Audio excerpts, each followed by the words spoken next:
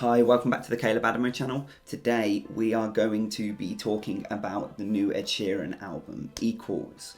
So this is his fourth studio album following on from the success of Divide back in 2017. So historically I have been a big fan of Ed Sheeran. I know that his music can be very corny, very just radio centered, very heartstring pulling, quite generic, but to me it's always been catchy, enjoyable, fun. Not always, I say always, there's been plenty of tracks before from Ed Sheeran that I didn't like, and the number 6 collaborations tape that he released back in 2019 was not something that I was completely enamoured with, not something that I absolutely love. But I had high expectations going into this album. Since 2017 we haven't had a full studio album from him, so it's been a while.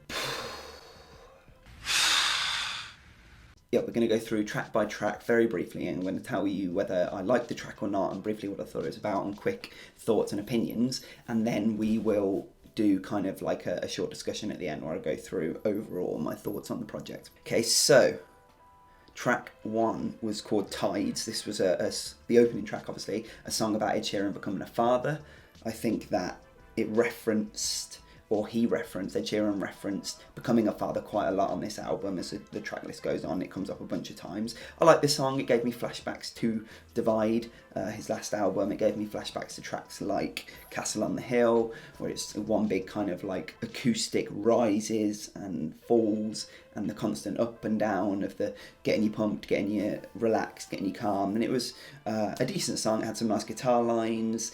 Like I said, lots of energy and calm mixed into one. And yeah, he talks about holding his child in the choruses, which is when the calm passages of the song come back in. Then track number 2, Shivers. Now this was one of, I can't remember if it was the first, I don't think it was actually, but it was one of the singles that Ed Sheeran released before the album came out. And I was pretty skeptical about the song actually when I first heard it. I didn't think that it was brilliant, and I still don't. I don't think it's brilliant, but it is catchy. It is interesting. Yeah, I don't know. The music video is wild. If you haven't seen the music video, check that out. It was a really good music video. I don't know if he had a hand in directing that or whatever, but it was a really cool music video. Whoever made that, I'm sure he had something to do with it. But yeah, it's a catchy song. There's not an awful lot more to it. Then the third track of the album, First Times. Look, this was a very basic, cheesy, typical Ed Sheeran song. You must be so embarrassed! A love song, basically, where he's talking to his wife. I'm pretty sure they're married. But it works for me. I like these tracks. I like the romance. I like the slow romantic ballads that Ed Sheeran's done in the past, and this is going to be something played at weddings probably. This is going to be something that people play in really kind of like emotional montage videos or whatever. But it was a good song to me. Okay, people aren't going to like it. It's not going to be technically amazing, but it is catchy and it is nice to listen to, easy to listen to, and that's what you want when you go into an Ed Sheeran album, really. You just want it to be easy to listen to at least. Then track number 4, Bad Habits. Now I think this was the first single that Ed Sheeran released before the album. It was probably the best single as well. It's a decent song. It's got this kind of like club beat going on, which I wasn't sure how I felt when I first listened to it. I wasn't sure how I felt about that club beat and about that production. But the whole track is about Ed Sheeran's battle with alcoholism and going out and being stuck in this kind of perpetual cycle and of never ending, losing himself in alcohol and then not wanting that to happen. And so I think that the hard club beat adds to that and contributes to that point, really. So yeah, it's not a bad take. Then moving on to track number 5, Overpass Graffiti. I think this was the first song that I just didn't really like. Ed seems to be talking about a past lover maybe, which is a bit weird. He does that at maybe another 1 or 2 points on the album, and it's a bit odd given that the overall feel of the album is very kind of like him in love with his partner and talking about his child and stuff. So yeah, this was a bit weird, and saying that basically, or comparing rather, the fading graffiti to the memories of this person maybe he was with, but saying that the memories that he has with this person will last forever, unlike graffiti on an overpass.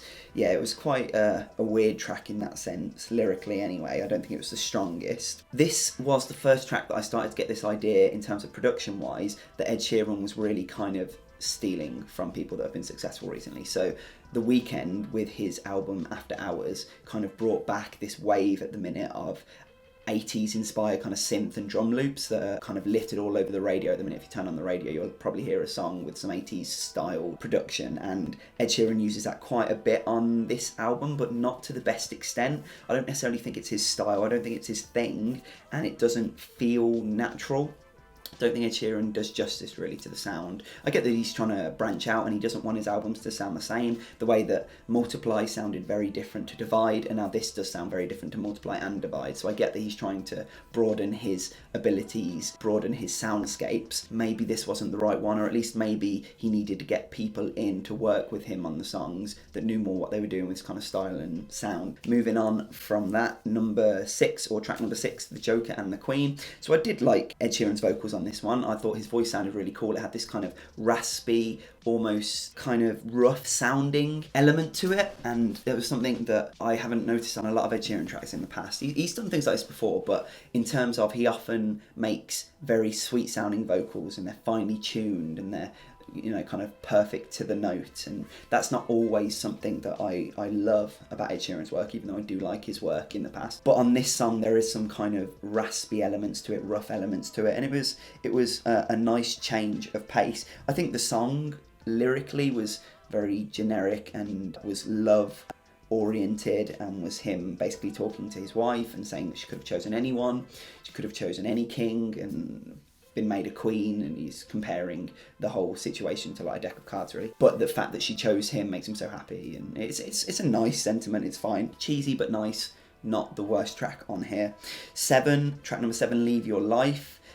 Ed is clearly very much in love, and that's why it's weird that he but there's like 2 maybe tracks on the song where he references past relationships, or it seems like he is, because I don't get why we couldn't have just had a more detailed, in-depth look at Ed Sheeran's family life right now, and his child and his wife, because this song does that again. It's another romantic track. There's some good production, maybe some of the best production on the album on the track Leave Your Life. I like the reverse kind of, it was almost like a reversed warp sound. I don't really know how to explain it, but that made up the melody and the production, and it sounded good.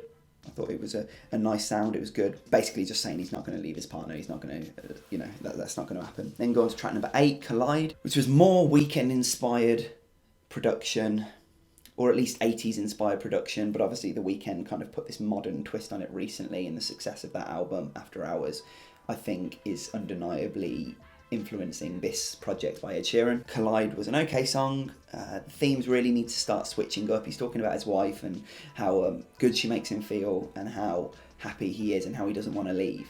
But there's not really much detail going on. There's not much switching up of themes, or maybe delving into the topics any deeper than very surface level. It doesn't feel as personal as some of the Ed Sheeran albums have to me in the past, which is sad. Then going on to track number 9, Two Step. So Ed Sheeran brings back his kind of infamous rap sing medley style of delivery on this track, something that reminds me of tracks like You Need Me, I Don't Need You from his first album, Edition, or it might have been on Multiply, I can't remember. Either way, it sounds like tracks like that. I think the beat is pretty weak and doesn't help create an interesting song, really. I think that the beat actually would have been better for somebody like the Kid Laroi at the minute. Don't get me wrong, I'm not a huge Kid Laroi fan, but his vocals and his style of singing probably would have fit a beat like this a lot better, so maybe Ed Sheeran should have given it away. Then we go on to track number 10, Stop the Rain, another song seemingly about a breakup. I mentioned earlier that this was going to come back, and it's a bit weird given the overall feel of the album. It is a bit weird. He seems to briefly touch on topics of mental health and kind of mental stress,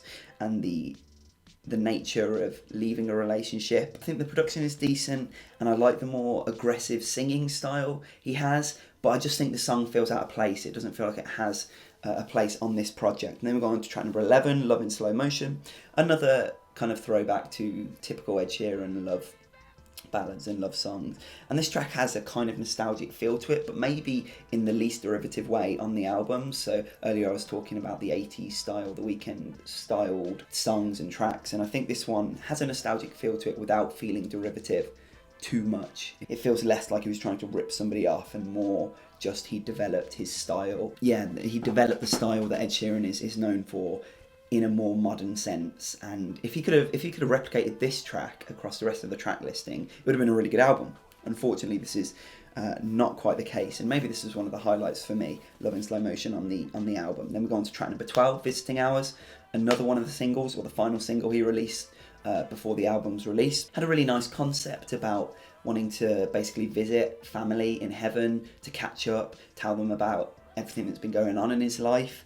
And I saw somebody earlier on Twitter complaining about this album and saying that Ed Sheeran is basically trying to prey on people's emotions and manipulate people. And it was a really cynical take and a really cynical look at this album. That was before I listened to the album. And I must say, I think that's a pretty harsh way of assessing. Don't get me wrong, I don't think you have to think the tracks are great or amazing, but I don't think that you can deny the fact that Ed Sheeran has emotions and can feel and gets upset about things. And it's not exactly like this song, Visiting Hours, is out of place with his discography, because he's got songs like Supermarket Flowers from his previous album that talk about people passing away and, you know, wanting to be with them again, see them again. I think it's a weird take to think that he's just ripping off people's emotions. It doesn't really make any sense to me, because it is an emotional song, and so what? Loads of songs, loads of artists, loads of albums have emotional songs. I don't see the point. Anyway, then we go on to track number 13, Sandman. I low-key hated this song. I understand why it's on here, but I also don't. I kind of wish he'd just kept this song and sung it privately to his child as they were growing up.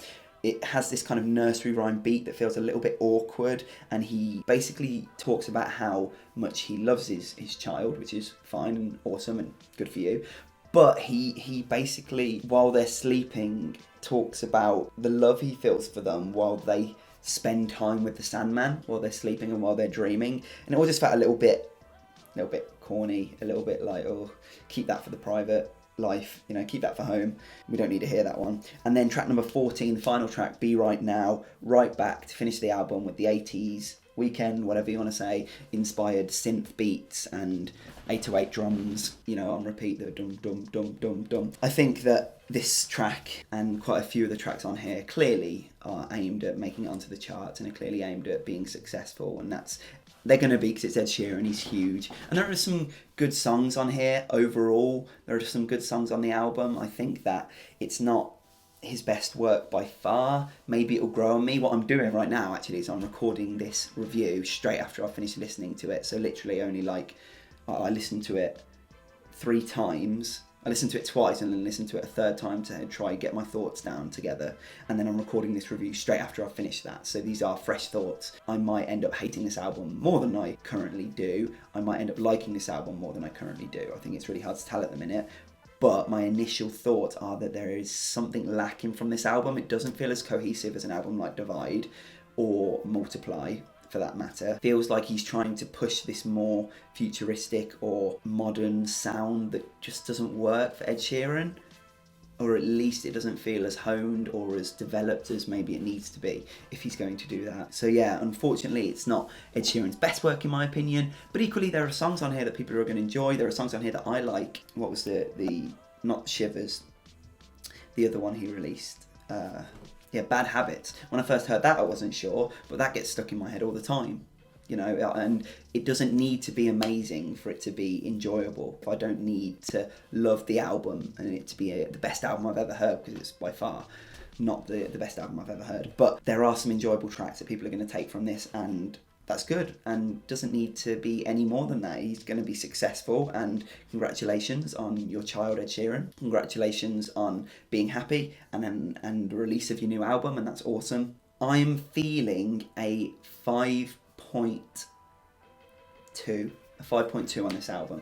Unfortunately, it's very middle of the road for me. It's not amazing.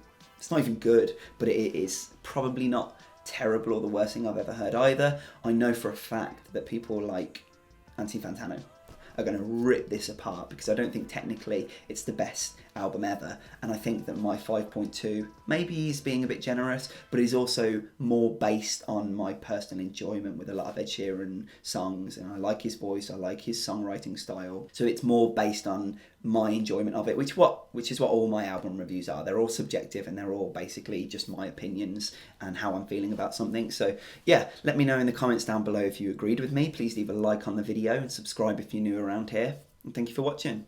Cheers.